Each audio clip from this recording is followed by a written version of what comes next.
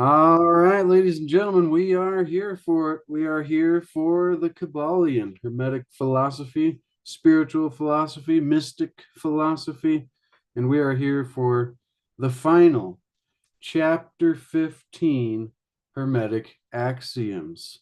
And this has been a really fun journey. This has been a very fascinating book going through the seven Hermetic principles, mental transmutation, an understanding of the all was chapter 4. Chapter 5 was the mental universe, the divine paradox, and then the all in all, the planes of correspondence. And then through vibration, polarity, rhythm, causation, gender, and mental gender was the last couple chapters we went through.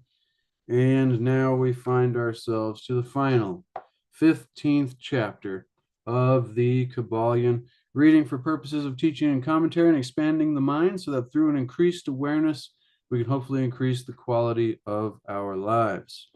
The seven great Hermetic principles. We'll list those off here before we dive into this final chapter of what's been an incredible journey. And we've gone all the way through the Hermetica and the Corpus Hermeticum, and now the Kybalion, all in a series of their own. Now, the seven Hermetic laws or Hermetic principles are number one, mentalism. The all is mind, and the universe is mental. Number two is correspondence. As above, so below, as below, so above. Probably the most famous Hermetic aphorism. Number three is vibration. Nothing rests, everything moves, and everything vibrates. Number four was polarity. That everything is dual and everything has its poles and each has its pair of opposites. Number five was rhythm. Everything flows out and in, everything has its tides, all things rise and fall. Number six, cause and effect. Every cause has its effect, every effect has its cause. Everything happens according to law. Finally, number seven, gender is in everything. Everything has both its masculine and feminine principles. Gender manifests on all planes. And that was the most recent one we went through. Now, without me doing any rambling, I will dive in to chapter 15, Hermetic Axioms. Begins by saying, the possession of knowledge, unless accompanied by a manifestation and expression in action, is like the hoarding of precious metals, a vain and foolish thing. A vain and foolish thing indeed. It's a saying I heard recently, the old saying of knowledge is power. But the truth of that lies what's being stated right here, which is the action.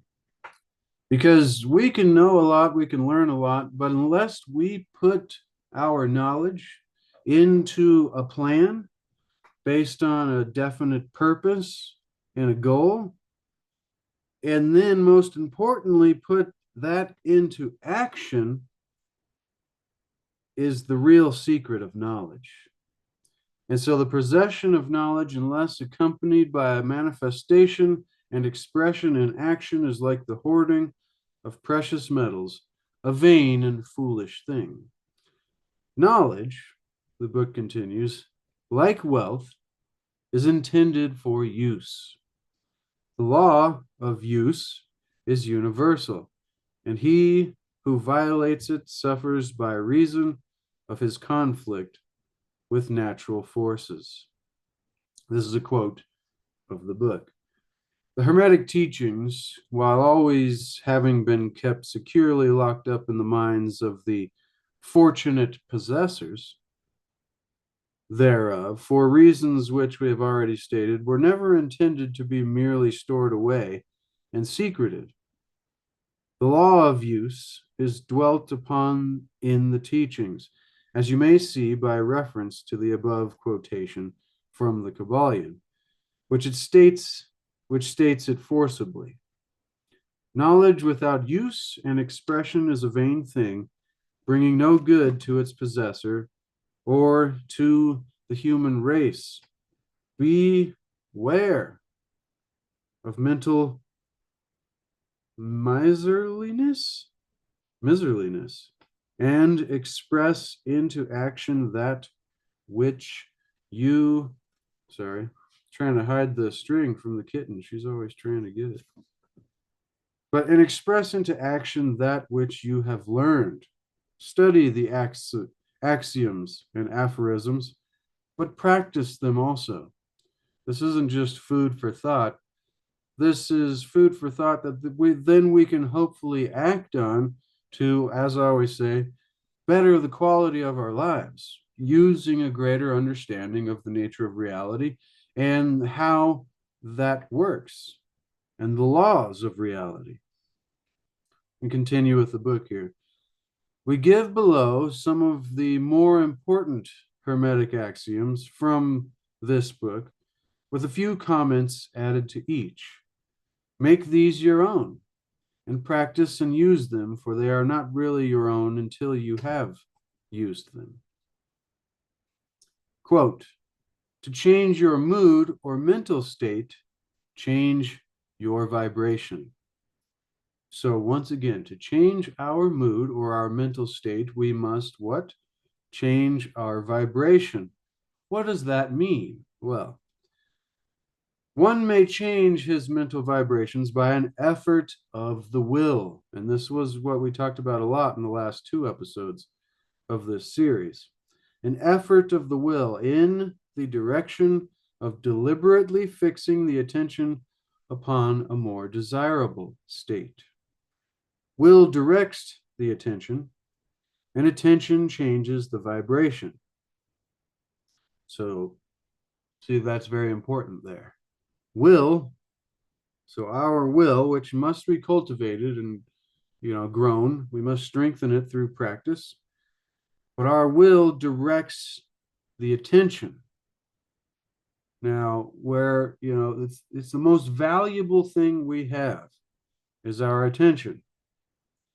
It's funny, the old saying, pay attention, because it's our most valuable asset. Wherever your attention goes, energy flows, I think is another saying. But as it's said here, we can direct our attention upon a more desirable state. And so using the willpower, we direct our attention, and then what our attention or our focus is on changes our vibration. Cultivate, the book continues, the art of attention by the means of the will. And you have solved the secret of the mastery of moods and mental states. I mean, countless books and speeches, and there's so much that has been written and talked about on that simple little paragraph there.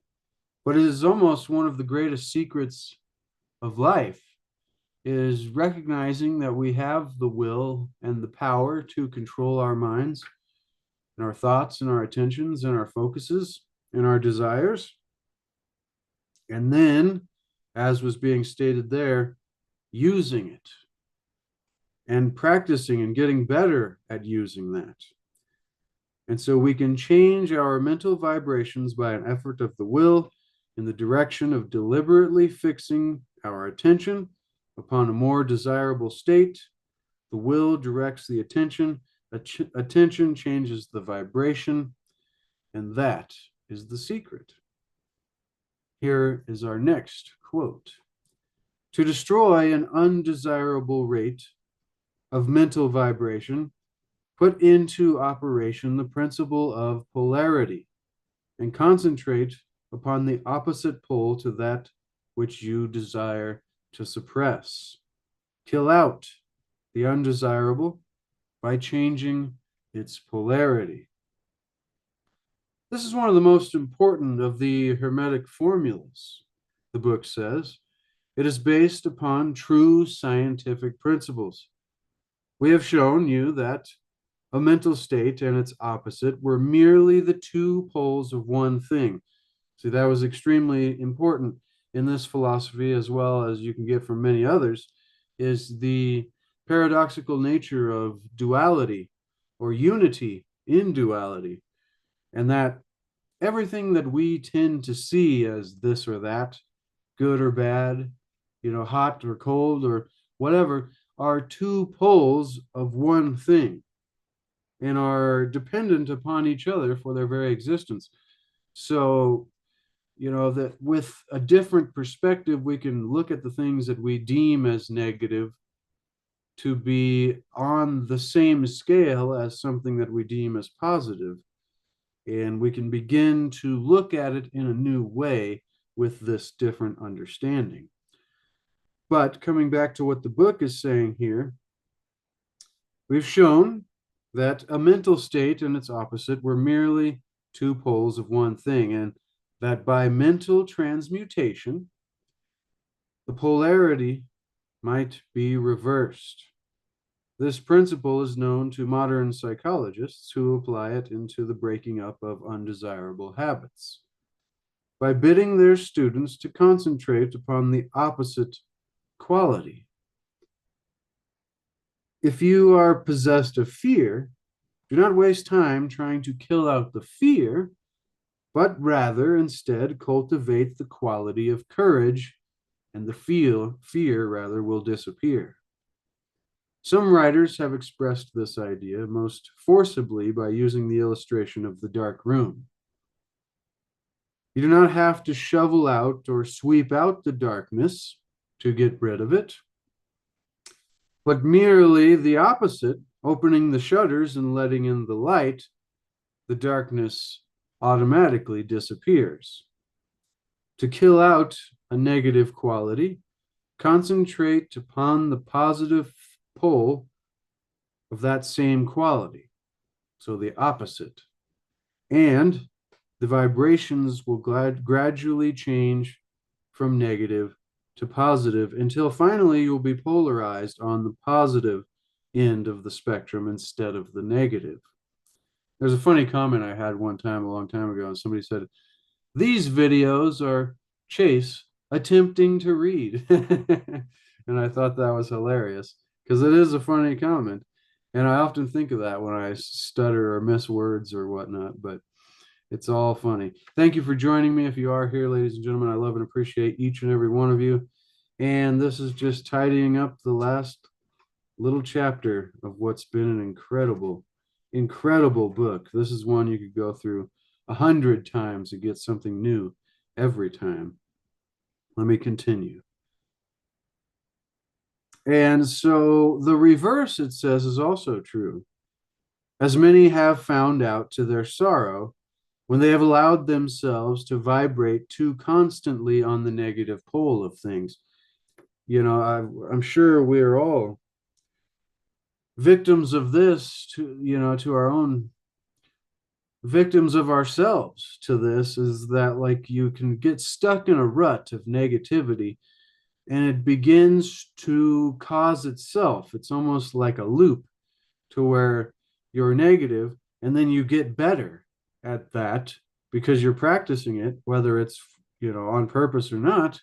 And then we begin to do it automatically. And it's like it has a power beyond, control. And it's like, how is this getting so out of control? And it's like, well, this is exactly what's being described here, which is we can vibrate too constantly on the negative pole of any subject or, aspect, whether it be fear or, which was the example, the opposite of fear being courage.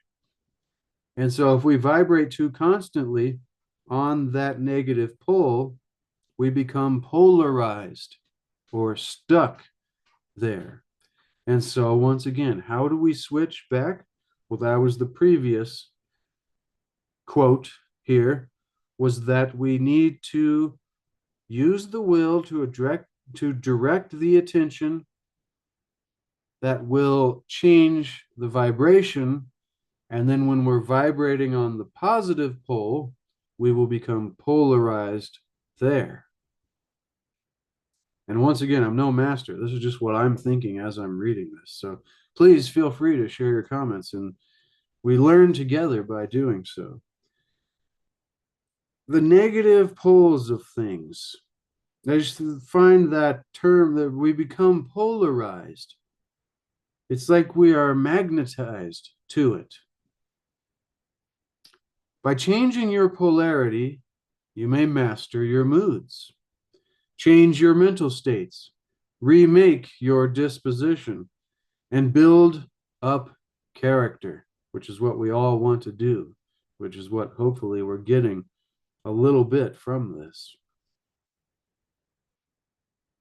Much of the mental mastery of the advanced Hermeticists is due to the application of this understanding and this law, this principle of polarity, which is one of the important aspects of mental transmutation. Remember the Hermetic axiom quoted previously, which says, quote, mind, as well as metals and elements, may be transmuted from state to state, degree to degree, condition to condition, pole to pole, vibration to vibration. The mastery of polarization is the mastery of the fundamental principles of mental transmutation or mental alchemy. And remember the whole philosopher's stone trying to turn lead to gold was a metaphor, or maybe an allegory.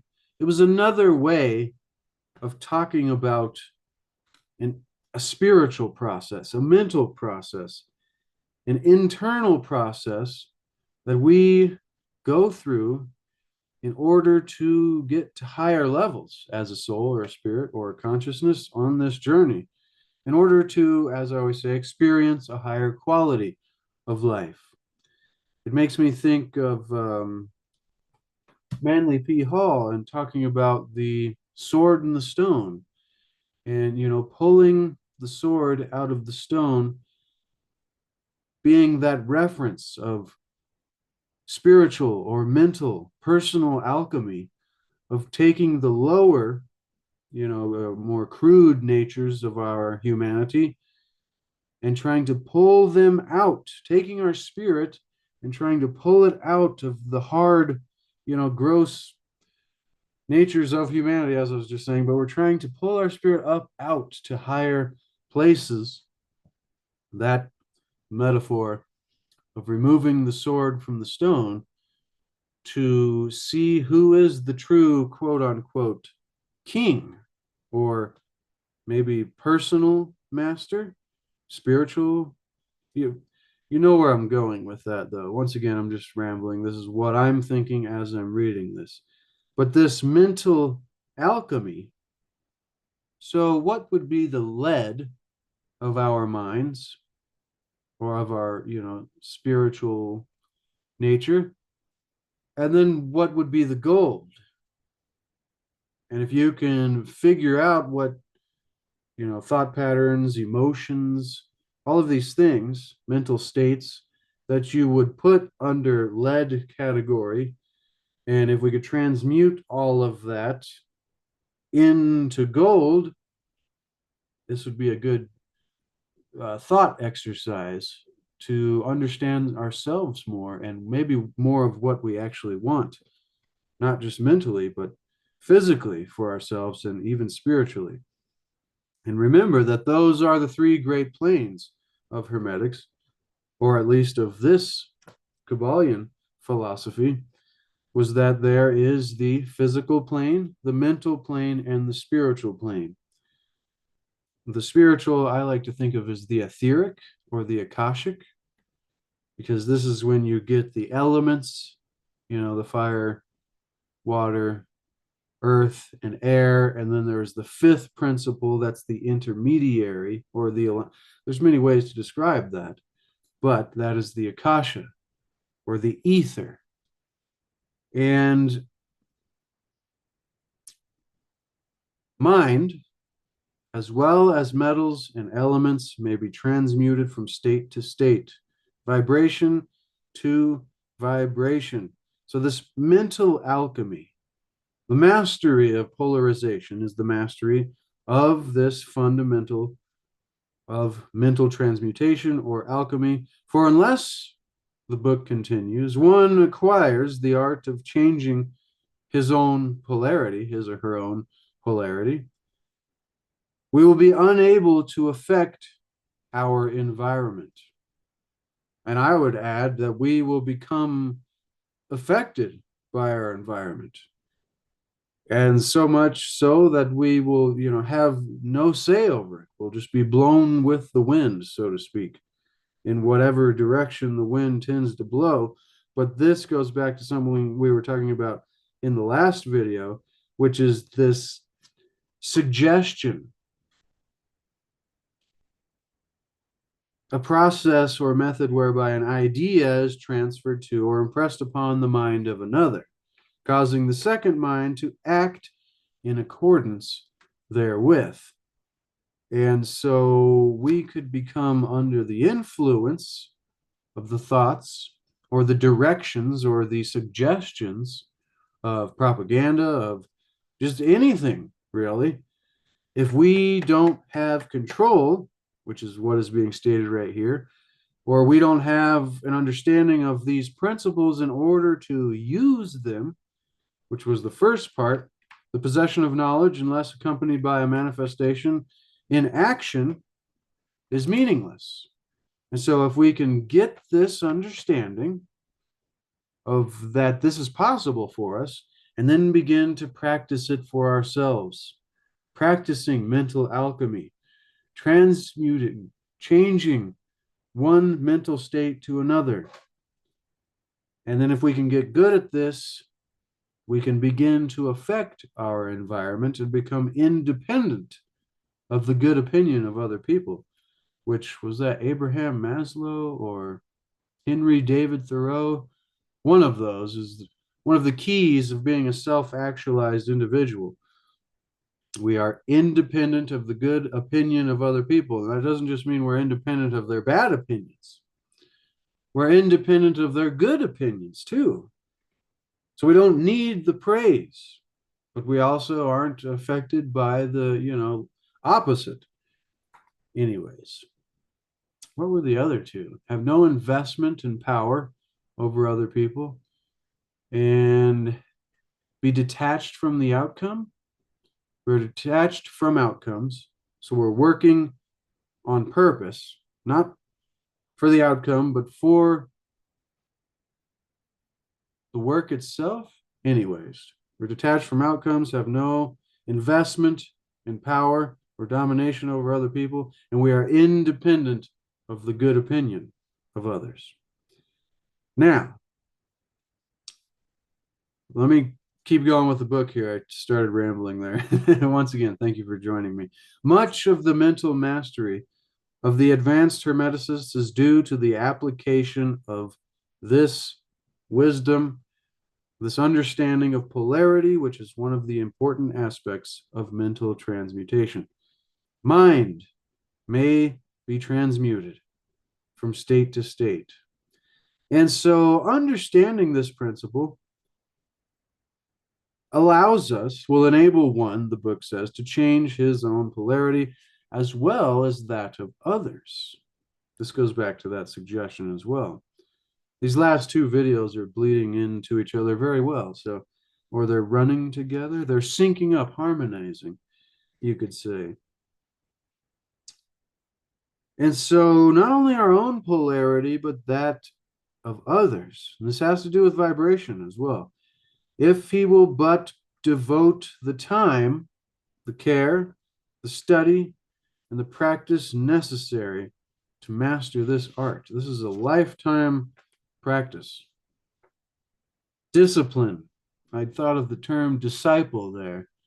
It's like making a lifestyle out of the discipline that is required to use what some might call this real magic, this if you're floating, just like most of us, if you've never heard of this, and we're just floating through life at the whims of the suggestions of whatever our environment or whatever stimulus we have thrown at us at any given time, this could seem very, very, impossible. It's like this just can't be real. You can't just control you can't just switch and have this power not only to switch from negative, depressive, feelings, whatever type of negative that you can think of, and flip it to a complete opposite of courage and joy and, everything that we're always wanting in life when we don't have this. And it's, I would say, it's real magic that this is possible for us, but it takes a devotion of time, care, study, and practice necessary to master this magic, as some might call it. The principle is true, but the results obtained depend upon the persistent patience and practice of the student. Rhythm, here's the next quote. Quote, rhythm may be neutralized by an application of the art of polarization. Rhythm may be neutralized by an application of the art of polarization. What does this mean? Well, the book continues. As we have explained in previous chapters, the Hermeticists hold that the principle of rhythm manifests on the mental plane as well as the physical plane, and that the bewildering succession of moods, feelings, emotions, and other mental states, which are very natural. So, as we were just talking about, switching from these negative states magically to positive ones through practice and an effort of the will and an assertion of, attention and all of these things, polarization and vibration.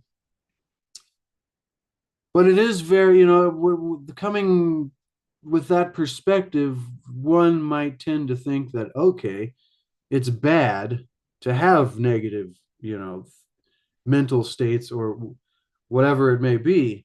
But it's important to remember, although we have or can cultivate the power to transmute or change these negative states into positive ones, that doesn't mean that we look at these negative states as, this going back to the two opposites being apart two poles of one thing, varying by degree.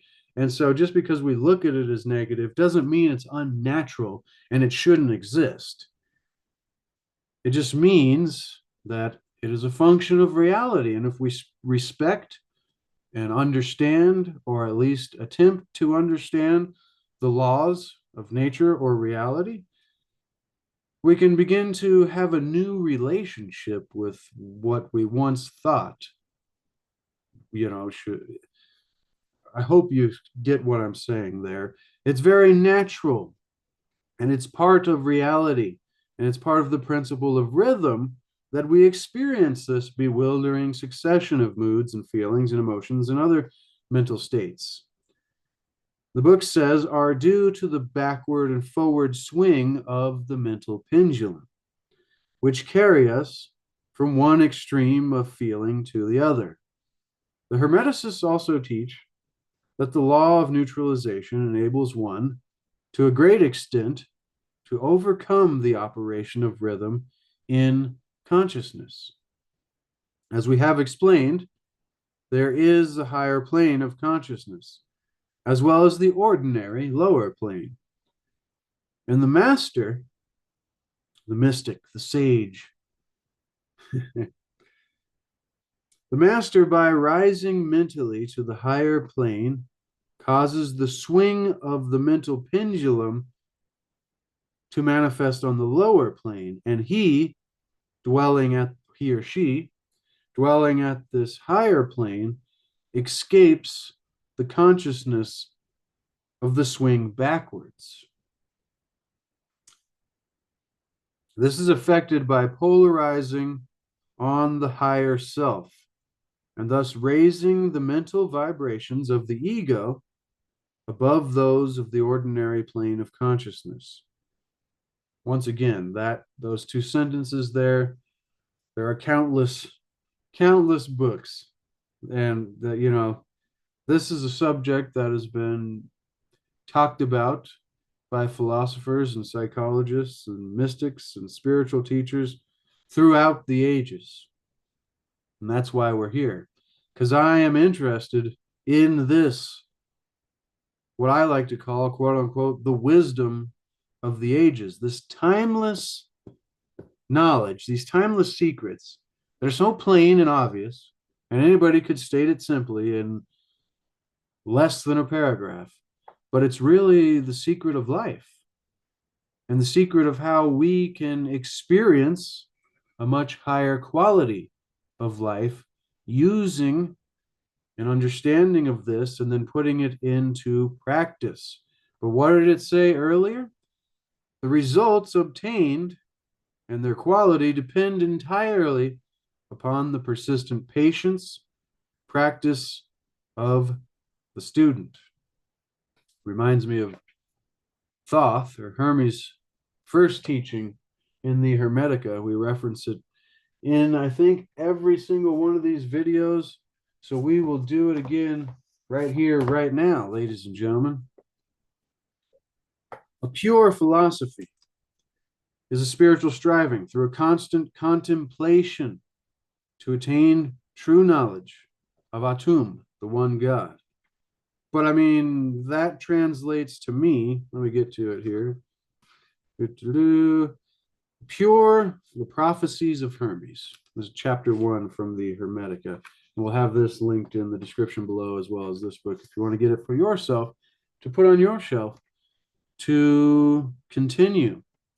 But a pure philosophy, so to me that means an understanding of the nature of reality and its functioning and how that connects to ourselves and God and everything.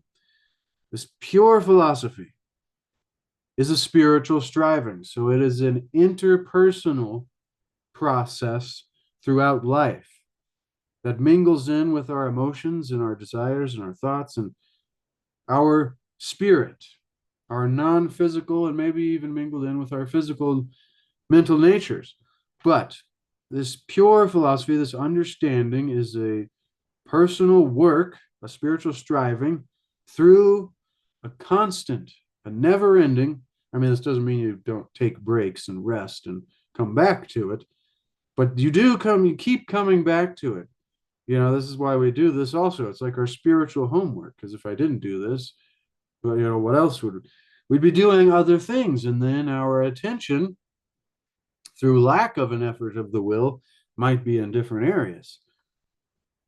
But so this constant contemplation, this thinking about it, and then trying it out, and then thinking about it some more, and observing where we see it effective and not effective, and all of these things to attain a greater understanding of that pure philosophy, a greater understanding of the nature of reality. So that was the lesson of Hermes there. You coming to say hi, Beans? Are you coming to say hi? We have a kitten. We have a kitten here. She's a good kitten. Sometimes. Just kidding. Now, the principle of rhythm is indestructible. However, we can, through the law of neutralization, overcome the operation of rhythm in consciousness. It is akin, so see this talk about polarizing on the higher self. Like, first we have to get a really good understanding of what the higher self may be. And then, how we can begin to experience what that may be like in our lives. But we can't do that without a constant contemplation upon the subject. It's amazing how all of this ties together. thus raising the mental vibrations of the ego above those of the ordinary plane of consciousness. It is akin, the book continues, to rising above a thing and allowing it to pass beneath you. The advanced Hermeticist polarizes himself at the positive pole of his being, and the quote unquote I am pole, rather than the pole of personality, the persona, the mask, I'll add, and by quote refusing and quote denying the operation of rhythm, raises him or herself above its plane of consciousness, above that mental state, and standing firm in our statement of being, we allow the pendulum to swing back to the lower plane, but we don't swing back with it. The book says we allow it to swing back on the lower plane without changing our polarity. This is accompanied by all individuals who have attained any degree of self-mastery. And if you're here watching these videos, then I'm sure you've been a student of self-mastery, self-help, self-actualization. That's how we get here, you know? I mean, if you start on the other end, so it can go both ways. Some people start very mystical and spiritual and then come down to the practical applications of that in life. Or it can go the opposite way. We can start with very practical, like discovering a philosophy of success or, self-help, self-mastery, and then realize that that's connected to a lot more mystical, spiritual philosophy. But once again, it's all connected. I'm not sure where I started. I think it was more of the spiritual, mystical, out there kind of stuff. And then I realized, wait a minute, this applies exactly to functional, practical, day-to-day positive psychology. And that in order to be effective on these mystical, spiritual, manifesting and creating reality with your thoughts and intention, that has a practical key to it, and it all works together. So if you want to be able to do this mystical stuff, if you want to manifest, your dream life, first you have to start with the basics, which is very simply self-mastery, self-help, the practical positive psychology. And it's all extremely fun. If you can't tell, I'm obsessed with all of it. Sorry, I looked over there. We got The Sky's the Limit by Dr. Wayne Dyer, Meditations of Marcus Aurelius, Becoming Supernatural by Dr. Joe Dispenza, many, many more. But just, it's all of these subjects. They link together.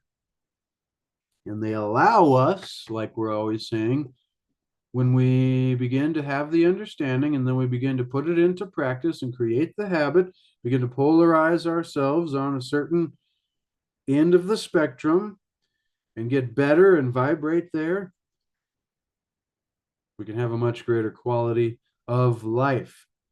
Through a greater awareness and understanding of the nature of ourselves and reality, hopefully we can increase the quality of our experience.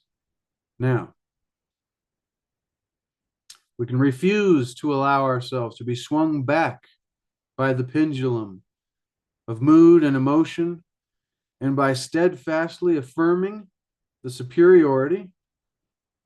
See, there was a second ago, it's right there. It said affirming, and then raise himself above the plane of consciousness and standing firm in the statement of being. So once again, affirmations or statements, saying it, writing it down, thinking it, you have to proclaim to yourself and to reality what it is you want, because reality is going to give you what it is you're proclaiming. And so if you're proclaiming, I'm miserable, I never get ahead, I have the worst luck, everything's always, coming down on me. The more that we proclaim these negative affirmations, the universe is going to say, I can't tell the difference. This is not to say, oh, I knew she was going to jump up there at some point during this video. She did so safely this time. This can be heavy. And so, take it lightly, but seriously, because there is real magic in this wisdom. So affirming and stating, such persons simply refuse to be swung back, and by steadfastly affirming the superiority, we remain polarized on the positive pole. The master, of course, attains a far greater degree of proficiency because he understands the law which he is overcoming by a higher law. See, that reminds me, we can do this stuff on accident. And so often in life we do. Like, if everything comes to us by the vibrations of our thoughts, then everything that's come to us has been from the vibration of our thoughts. And so when you begin to realize that, then you begin to maybe behave in a new way. This is like the old, like, oh, if everything you thought or imagined became real instantly, we would be in a whole mess of trouble. But then we'd be very careful, almost as if not to think anything, unless we became a master of our thoughts. But once again, this is persistent, patient practice of the student. And so the master, doing this with a much greater degree of proficiency, understands why it's happening and how it's happening and the laws behind what's causing it, and then can begin to work with those by using those laws. And by the use of his will, the book continues, he attains a degree of poise and mental steadfastness. Poise and mental steadfastness. It's a profound concept that anyone could even get to this level. Almost impossible of belief, the book continues, on the part of those who allow themselves to be swung backward and forward by the mental pendulum of moods and feelings. Remember, always, however, that you do not really destroy the principle of rhythm, for that all of these principles are indestructible, but through the law of neutralization, that we can overcome it, that we can, kind of step aside and let it swing by us. You simply overcome one law by counterbalancing it, the book says, with another, and thus maintain an equilibrium. The laws of balance and counterbalance are in operation on the mental as well as the physical planes. I'm wondering about the spiritual there, or the etheric plane. And an understanding of these laws enables one to seem to overthrow. I'm having a kitten distraction here. There we go. See, the stuff just in this simple chapter is like the stuff that I could spend my life talking about and trying to talk to other people about. That's the thing that I'm most fascinated with. But this rhythm, it's indestructible, counterbalancing, maintain an equilibrium. Laws of balance and counterbalance operate on the mental as well as the physical planes, and an understanding of these laws enables one to seem to overthrow laws, whereas we are merely exerting a counterbalance. Nothing escapes Now, this is the next quote here. Nothing escapes the principle of cause and effect, but there are many planes of causation, and one may use the laws of the higher to overcome the laws of the lower. Let me say that again. Quote, nothing escapes the principle of cause and effect, but there are many planes of causation, and one may use the laws of the higher to overcome the laws of the lower. End quote. By an understanding of the practice of polarization, the Hermeticists rise to a higher plane of causation and thus counterbalance the laws of the lower planes of causation. By rising above the plane of ordinary causes, they become themselves, in a degree, causes instead of being merely caused. By being able to master their own moods and feelings, and by being able to neutralize rhythm, as we have already explained, they are able to escape a great part of cause and effect on the ordinary plane. So how do we escape cause and effect? Become the causers instead of being caused. And it reminds me of the quote, you aren't doing anything, but you are being done. How do we become the chess player rather than being the chess piece, the pawn, as it's so often thought of? Instead of by being able to master our own moods, which is mental alchemy, transmutation, feelings, which is an effort of the will in a direction of the attention. This is all coming together great here. I love this. Practical, positive psychology, spiritual philosophy. Maybe I just mix all those things together. Psychology, philosophy, spiritual, to me, it's all, we're here for it, ladies and gentlemen. On we are here. Just think of the time. Well, you don't have to think of it. It is right here. It is right now. But this is incredible. Being able to neutralize rhythm. So once again, we master our moods and feelings, neutralize the swing of the pendulum back and forth by polarizing to a higher plane. See, there's a lot of vague terminology in here. And so this is why it's important to take this vague terminology and begin to attempt to practice it in your life. Is then it gets less vague, and these terms like the higher self, or there's just this concept of a higher level. I was like, what does that mean? It's like, well, once you start to experience a higher quality of life through this mental process, then maybe we'll get an understanding of that. Let me quit rambling. Sorry, ladies and gentlemen. Thank you once again for being here. As we have already explained. So wait a minute. I'm trying to figure this out. Cause instead of being caused. How do we become the cause? We have to do the mental alchemy, master our own moods and feelings, and then neutralize rhythm.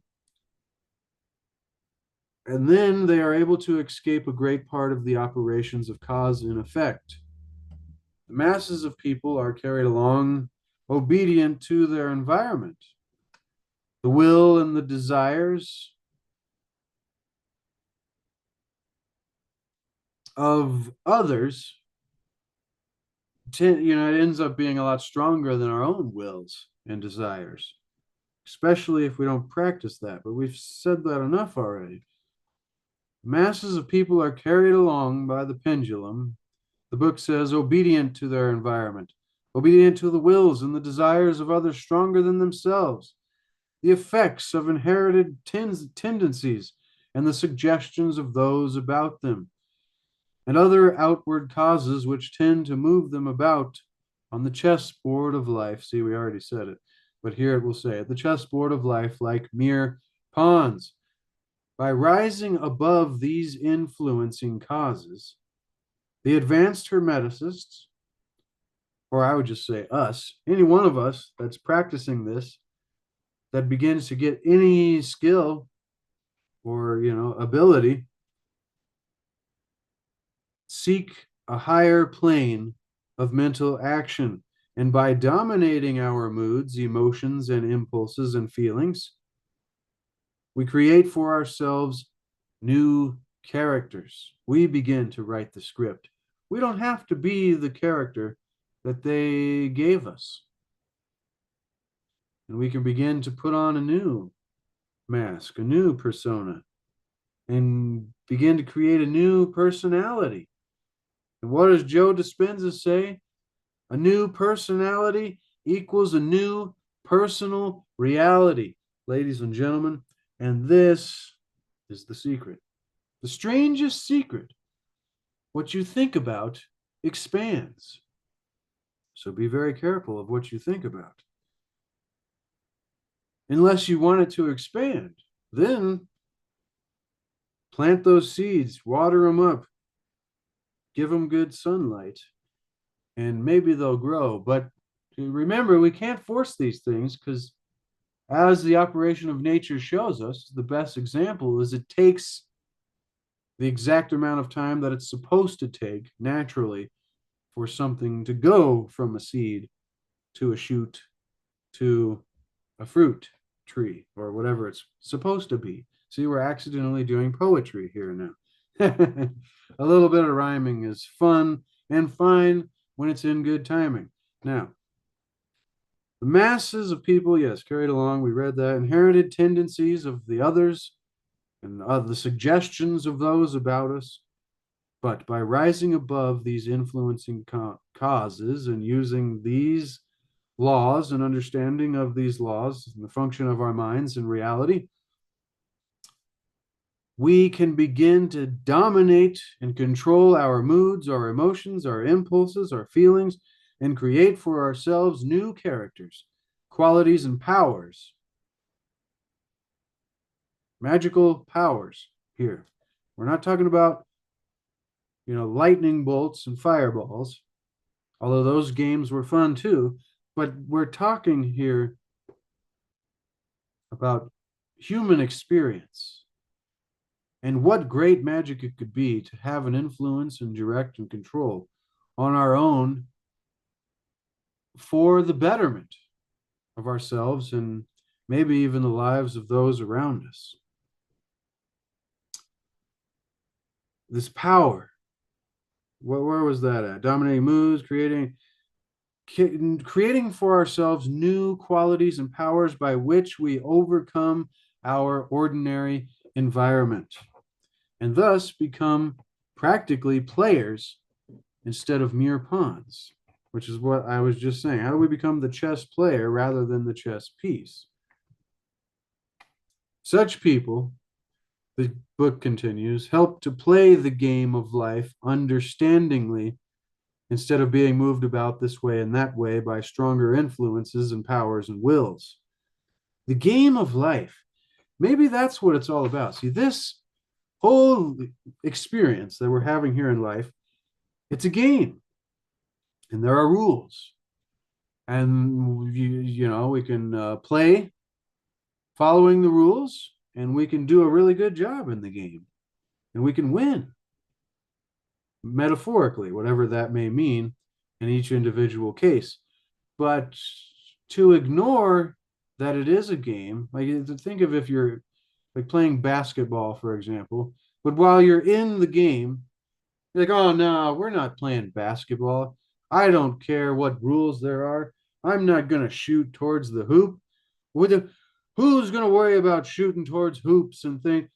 By the end of the game, you will not have only lost, probably, but you'll be lost. You'll be like, why am I even here?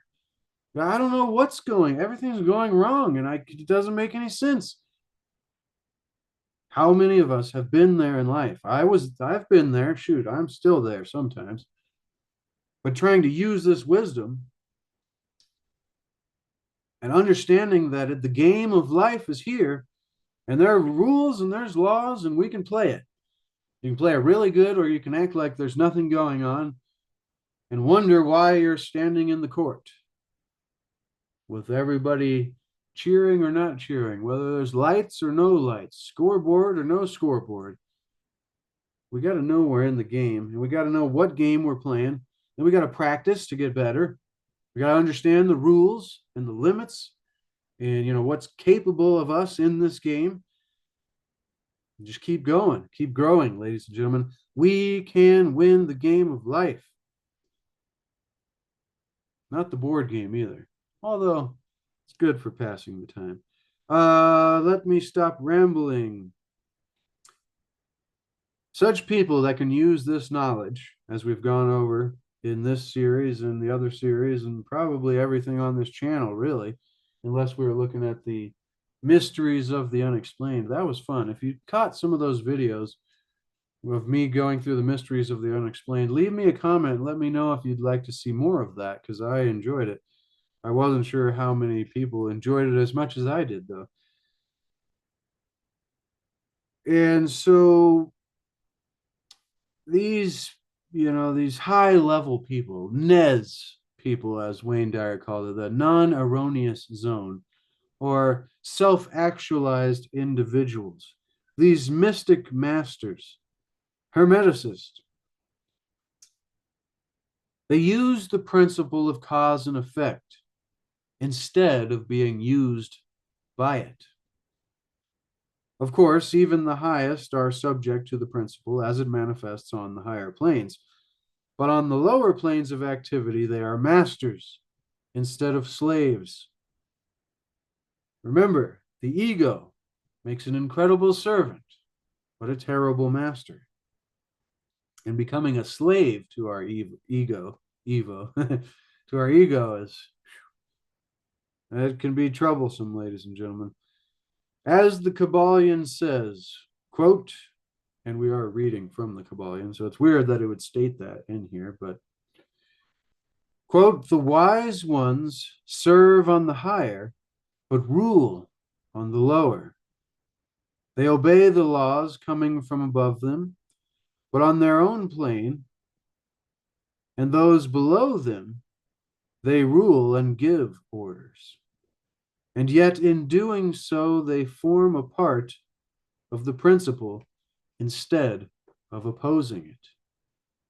The wise man falls, or the wise man or woman falls in with the law, and by understanding its movements, he operates it instead of being its blind slave, just as does the skilled swimmer, turn this way and that way, going and coming as he will, instead of being as the log, which is carried here and there. So is the wise man as compared to the ordinary, and yet both swimmer and log, wise man and fool, are subject to the laws, to law, universal law. He who understands this well is on the road to mastery. That is an incredible little bit right there, ladies and gentlemen. We are almost done. Page 143 of the Kybalion gives us that incredible little example.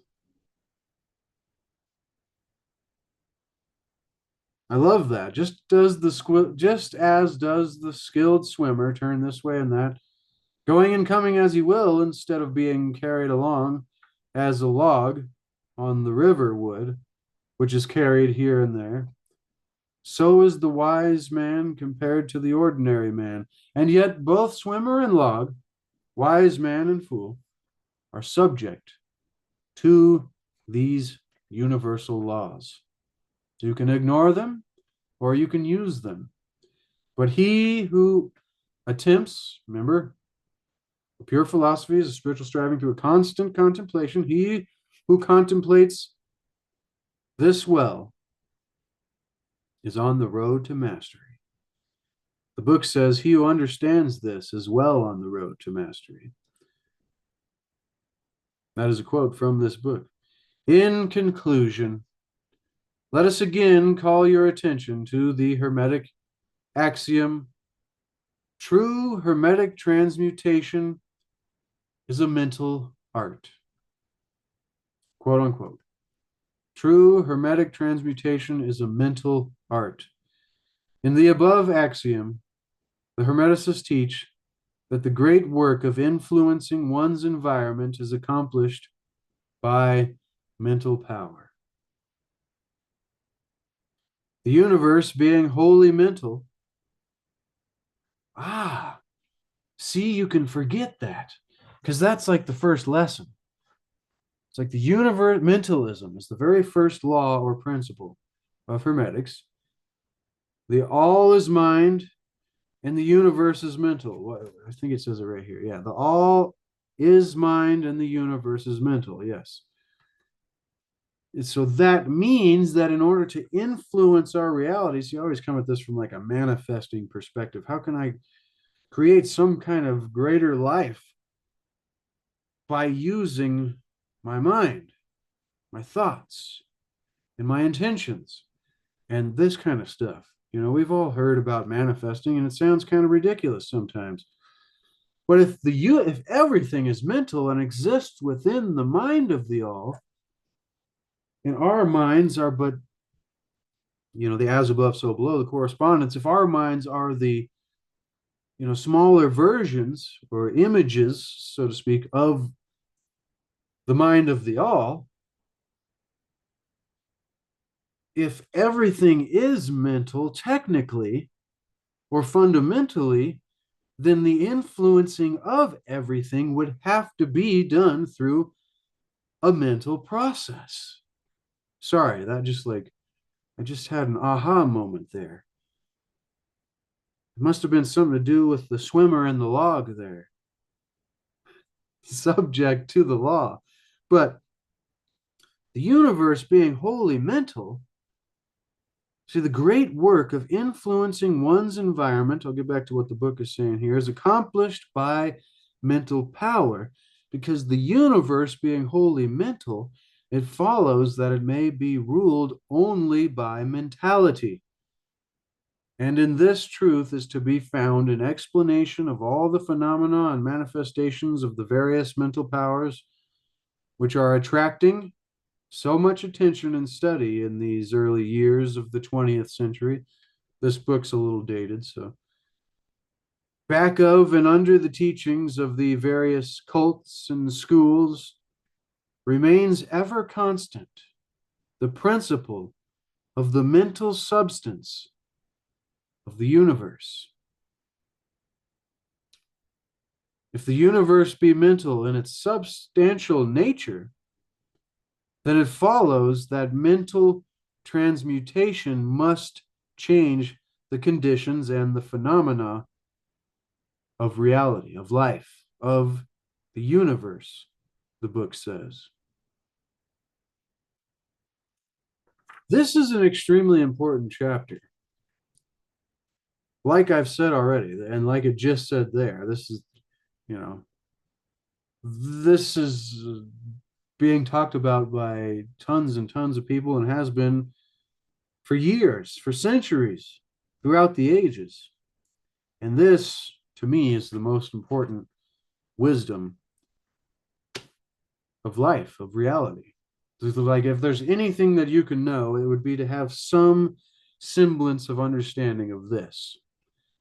And then from here, you can get into anything you want to. But it's like very, very first, this should be like lesson 1 from elementary school all the way to, your university or wherever. This should be the key.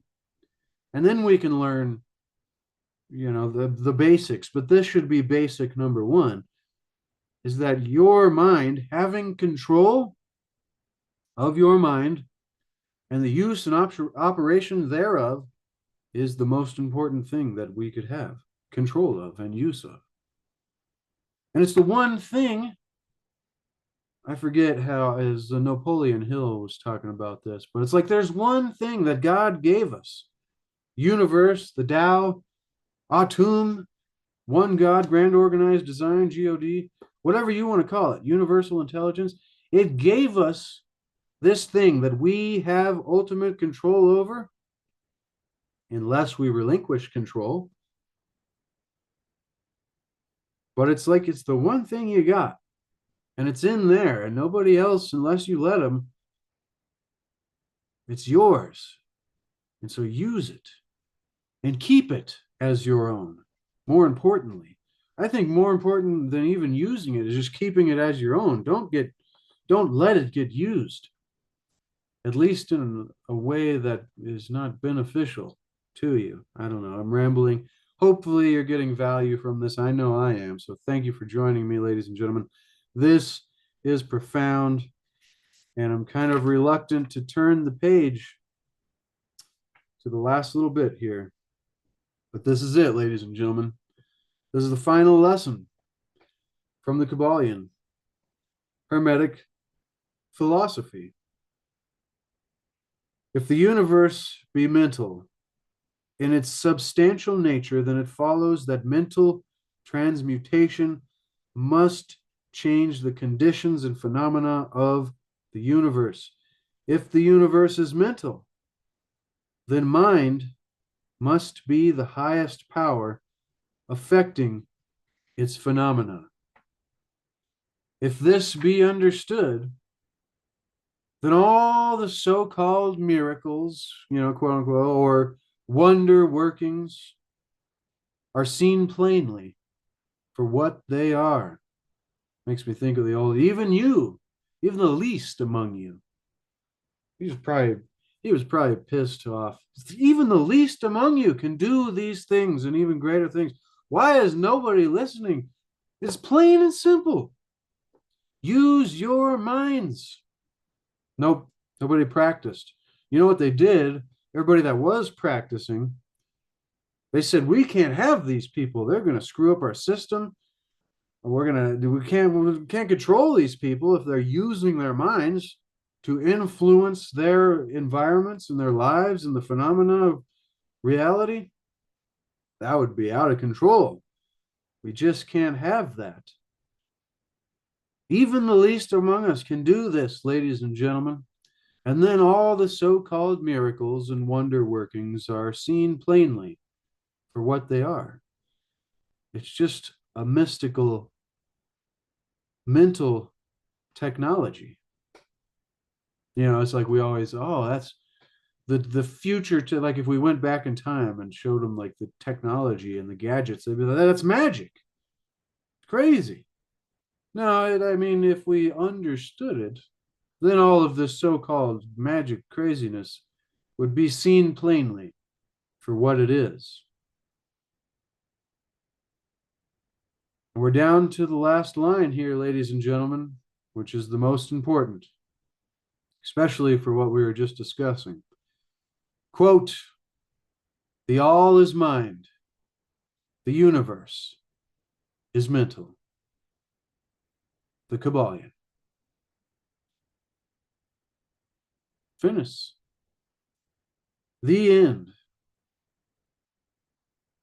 Da-da-da-da. That's all, folks. Woo! That was incredible. Man, that gets me pumped up. That is a boom to knowledge. That is a boom to wisdom, ladies and gentlemen. That is a boom to mysticism and to spiritual philosophy, mystical psychology, what some would say hermetic philosophy. The identity of the author. So it says down here, the three initiates. But in the back, it gives us an about the author. The identity of the three initiates has been subject of much secrecy and rumor since the Kybalion first appeared in 1908. Wow. I didn't think it was that old. See, the more you look back in time, it's like there was a time of enlightenment. All these guys in the early, back in the early 1900s or the 1800s, there was a wisdom that was going around. And I mean, it's still out there, but they had a way of describing it. But this first appeared in 1908. Three initiates, most likely one of the many pseudonyms used by William Walker Atkinson, a popular New Thought writer and publisher in the early 20th century, which is why some will argue that this is not Hermetic philosophy. This is just some dude's philosophy who was in the New Thought movement. But he soon became an important, influential figure in the early days of the movement, publishing magazines such as Suggestion, New Thought, Advanced Thought, as well as contributing to Elizabeth Towns' The Nautilus. He had his own publishing company, the Yogi Publication Society. Atkinson authored The Secret of Success. See, I think we need to begin to look into Atkinson's other books, because that is exactly what I'm looking into. If you watch the Master Key Society on YouTube, they go into a lot of books like this, ladies and gentlemen. Excellent, excellent philosophy. And that is a boom to the Kybalion. And that is the entire book that we've read in a series here on this channel. So if you missed any part of that entire book, it's in a playlist. If you're watching this video, this is the last video, at least so far. We'll definitely add to these in the future, but that's it, ladies and gentlemen. And before we go, remember, seek to achieve and maintain happiness through enlightenment, through a greater awareness and understanding of the nature of ourselves and of reality, so that through this increased awareness, we can hopefully increase the quality of our lives and the lives of those around us. Remember to seek out the hidden wisdom of the ages and the lost mysteries of our history. This has been wonderful. Wonderful, ladies and gentlemen. I'll have a link to the book in the description below. If you'd like to support the work that we do, that I do here, that is a Amazon affiliate link, so I'll make a few cents from that. There's also a link to the Hermetica, the Lost Wisdom of the Pharaohs, as well as the Corpus Hermeticum, the Divine Pymander, original manuscript, Hermes Trismegistus, 3rd century AD. Trismegistus, thrice greatest. He was 3 times the greatest. The first 2 times we don't even mention. I'm tempted to get into the Initiates of the Flame in the future. Something's debating whether or not that's the correct choice, but it is something I would love to share. I'm just not sure, like, as I was trying to describe it to somebody I know, they were like, what? I'm like, yeah, like it was just making sense to me as I was hearing it, because I think about this stuff all the time. But it might be kind of too out there to be, as somebody watch a YouTube video, they'd be like, what is this guy even talking about? I don't know. We'll see where we go, ladies and gentlemen. Also in the description below, a link to C60 Power, the ultimate antioxidant known to man. Give yourself the gift of health. And also to my website, clcpaintings.com. I've been doing some blog posts there. I think I've got 8 or 9, maybe 10 paintings done now. This year so far, 7 of them have been within the last month and a half, though. So we've been getting to work on the paintings. I think I've got 12 available for sale on there. I like to get more up. I've been selling the originals, all this time. And I've been wondering about doing prints and preserving the originals, with the texture and whatnot. I don't know, but that's more thought on my own part. Anyways, if you'd like to support me in any way, expand the description and do so. I really appreciate that. Be sure to smash the like button and subscribe. Hit the notification buttons to get notifications for future videos.